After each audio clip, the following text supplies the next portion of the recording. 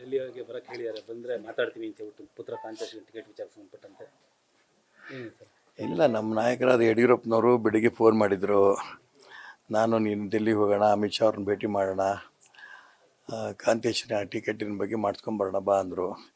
ನಾನು ಡೆಲ್ಲಿಗಾಗಲಿ ಮೊನ್ನೆ ಇತ್ತೀಚೆಗೆ ಡೆಲ್ಲಿಗೆ ಹೋಗಿ ಅಮಿತ್ ಶಾ ಭೇಟಿ ಮಾಡ್ಕೊಂಡು ಬಂದಿದ್ದೀನಿ. ನೀವು ಮಾತಾಡಿ ಬಿಡ್ತಿಲ್ಲ ಆಗತ್ತೆ ಅಂತ ನಾನು ಹೇಳಿ ಕಳಿಸಿದ್ದೀನಿ ಈಗ. ಹಾಗಾಗಿ ಅವರು ಯಾವಾಗ ಚುನಾವಣಾ ಸಮಿತಿಯವ್ರ ಸಭೆ ಇರುತ್ತೋ ಅವ್ರಿಗೆ ಹೋಗ್ತಾರೆ, ಅಲ್ಲಿ ತೀರ್ಮಾನ ಮಾಡ್ಕೊಂಡು ಬರ್ತಾರೆ. ಈಗ ಟಿಕೆಟ್ ಕೇಳ್ತಿರೋದು ಅಥವಾ ಆ ಒಂದು ಕ್ಷೇತ್ರ ಆ ಸೈಡ್ ಬಿಟ್ಟು ವರ್ಕ್ ಮಾಡಿದ್ದು ಇವಾಗಲ್ಲ, ತುಂಬ ಮುಂದೆ ಮಾಡ್ತೀರಾ, ಮುಂದೆ ಅವ್ರಿಗೆ ಗೊತ್ತಿರೋ ನೀವು ಆ ಕ್ಷೇತ್ರ ಬಯಸಿರೋ ಟಿಕೆಟ್ ಅಂತ, ಮತ್ತು ಇದು ನೀವು ಡೆಲ್ಲಿ ಕರೆಯೋದು ಹೇಗೆ ಅಂತ? ಅಲ್ಲ, ಅದಕ್ಕೆ ಅವರಿಗೆ ನಾನು ಮುಂಚೆ ಎಲ್ಲ ಮಾತಾಡ್ಕೊಂಬಂದಿದ್ದೀನಿ. ಸುಮಾರು ತಿಂಗಳುಗಳಿಂದ ಅವನಲ್ಲಿ ಓಟಾಟ ಮಾಡಿದ್ದಾನೆ. ಅಲ್ಲಿ ಜನ ಎಲ್ಲ ಮೆಚ್ಚಿದ್ದಾರೆ. ಅಲ್ಲಿ ಕಾರ್ಯಕರ್ತರನ್ನೆಲ್ಲ ಭೇಟಿ ಮಾಡ್ಕೊಂಬಂದಿದ್ದಾನೆ.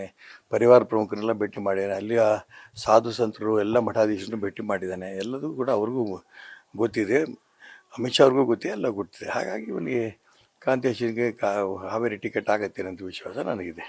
ಪಾರ್ಲಿಮೆಂಟ್ರಿ ಬೋರ್ಡಲ್ಲಿ ನಿರ್ಣಾಯಕ ಪಾತ್ರ ಯಡಿಯೂರಪ್ಪನ ವಹಿಸೋದ್ರಿಂದ ಅವ್ರ ಮಾತು ನಡೆಯೋ ಜೊತೆಗೆ ಮತ್ತೆ ಈಗ ಹೊಸದಾಗಿ ಏನಕ್ಕೆ ಅಂತ ನೀವು ಬನ್ನಿ ಅಂತ ನೀವು ಕರೆಯುವಂಥದ್ದು ಅಲ್ಲ, ಅದು ಏನಾಗಿದೆ ಅಲ್ಲಿ ಹೋದಂಥ ಸಂದರ್ಭದಲ್ಲಿ ಅವ್ರನ್ನ ಕರ್ಕೊಂಡೋಗಿ ಮಾತಾಡಿ ಅಂತ ಕೆಲವರೆಲ್ಲ ವಿಶ್ವಾಸದಲ್ಲಿ ಪ್ರೀತಿಯಿಂದ ಮಾತಾಡಿದ್ದಾರೆ.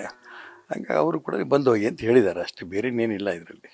ಈಗ ಕ್ಷೇತ್ರದಲ್ಲಿ ಸರ್ ನೆಕ್ಸ್ಟ್ ಅಕಸ್ಮಾತ್ ಅವಕಾಶ ಆಗಿದೆ ಅಂತ ಟಿಕೆಟ್ ಸಾಧ್ಯತೆಗಳು ಹಾಗೆ ಸಿಗತ್ತೆ, ಪಕ್ಷೇತರ ಸಾಧ್ಯತೆಗಳು ಅಥವಾ ಏನಿಲ್ಲ, ಅದೇನು ಯೋಚನೆ ಏನಿಲ್ಲ. ಕಾಂಗ್ರೆಸ್ ಕಾಂತೇಶನಿಗೆ ಹಾವೇರಿಯಿಂದ ಟಿಕೆಟ್ ಸಿಗತ್ತೆ, ಈ ವಿಶ್ವಾಸ ನನಗಿದೆ. ನೀವೇನಾದ್ರು ಕಣಕ್ಕಿಳಿ ಅಂತ ಇಲ್ಲ ಇಲ್ಲ, ನಿನ್ನೆ ಕೂಡ ಒಂದಿಷ್ಟು ಜನರು ಹೋಗಿ ಅಲ್ಲಿ ಜೋಶಿ ಅವ್ರ ಹತ್ರ ಮಾತಾಡಿದಾಗ ಹೇಳಿದ್ದಾರೆ, ಕಾಂತೇಶ್ ಅವ್ರಿಗೆ ಟಿಕೆಟ್ ಕೊಟ್ಟಿಲ್ಲ ಅಂದ್ರೆ ನಾವು ಶಿವಮೊಗ್ಗದಲ್ಲಿ ಈಶ್ವರಪ್ಪ ಅವ್ರು ನಿಲ್ತಾರೆ ಅಂತ ಹೇಳಿ ಅಭಿಪ್ರಾಯ. ಅಲ್ಲಿ ತನಕ ಪರಿಸ್ಥಿತಿ ಬಂದಿ ಅಂತ ನನಗೇನು ಅನ್ಸಲ್ಲ, ನೋಡೋಣ ಆಮೇಲೆ. ಅಲ್ಲ, ಸಾಧ್ಯತೆಗಳು ಹೇಗಿದೆ? ಇಲ್ಲ, ಸಾಧ್ಯತೆ ಇಲ್ಲ, ಅವಶ್ಯಕತೆ ಇಲ್ಲ, ಕಾಂತೇಶನ್ ಟಿಕೆಟ್ ಸಿಗತ್ತೆ. ನ್ಯೂಸ್ ಫಸ್ಟ್ ನಿರ್ಭೀತಿಯಿಂದ ನಿಮ್ಮ ಪರವಾಗಿ.